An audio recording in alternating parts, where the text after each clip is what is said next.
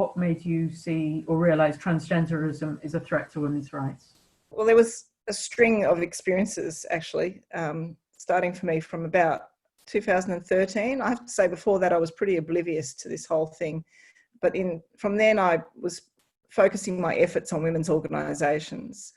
And from then on started a long train. I've now been kicked out of about a half a dozen groups and organisations directly as a result of adopting a gender critical approach. One of the most extreme cases, I think, was when I joined as a new member of a mailing list for the Greens Women's Working Group in New South Wales. And on this list, there was a bit of a discussion taking place at one stage about the campaign to decriminalise abortion. And a member of that group sent an email saying that abortion was not a women's issue because men have abortions too. And they were threatening all sorts of things if women on the list did not correct their language in acknowledgement of this. And I kind of read this kind of waiting sort of for howls of laughter, really, sort of emails. But instead there was this lengthy delay in anyone responding. And then someone finally apologised. And I think that was a moment of realising just how extreme this whole thing was. And the discussion about abortion was completely derailed by this, and it didn't resume at all. And I think this demonstrated to me what a clever strategy this was to completely undermine feminist activism, because no one dared discuss the whole campaign again after that, on this list anyhow.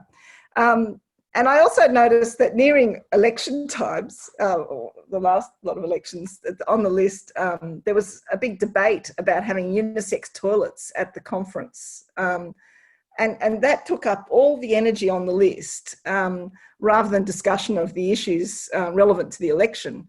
And needless to say, of course, the women who expressed discomfort about sharing toilets with men were actively marginalised. But I think the most distressing thing to me was there was no time left to, that took all the focus of the group.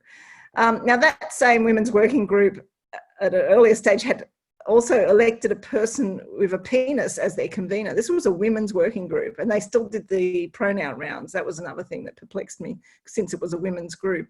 But they still thought pronoun, announcing your pronoun was necessary. And then they elected the one person that had a penis, and they were just absolutely gushing with their support for this individual. And they even accepted the fact that this individual, because I spoke to people, I checked this person out and found that they still were using a male persona for their business purposes. And I spoke to people, but they were accepting of that because otherwise he would suffer some discrimination. So he was a woman for political purposes only, and not in his business life. I found this simply extraordinary. And I think many other women did, but it seemed what other women did, and certainly I've since talked with many, and what they did is they just silently unsubscribed from the list and exited the Greens, certainly exited that group, and in some cases the Greens altogether. And I think the Greens lost many women, but most of them just didn't take it up. They just went quietly. And I also, at the point of that person being elected as their convener, I also resigned, but I made a bit of a gender critical flourish, talking about what a travesty it was. But in hindsight, I realised sometime later, that resigning was a mistake, because there was no one left to protest. And that's what they count on, I think, that women just, avoid the confrontation and just quietly leave. So later on, fortunately by oversight, they left me on their mailing list for a period of time. So I was able to kind of quietly monitor what was taking place. And after a while, I decided to rejoin with the specific purpose of speaking up and protesting, which of course isn't very pleasant, since there's several of the members of parliament in the group, and they kind of respond to my concerns as if I'm some kind of bigot. But I think it's been a useful exercise, because I've managed to garner some support, although it's largely expressed privately to me. You get people emailing you, but because of fear of reprisals.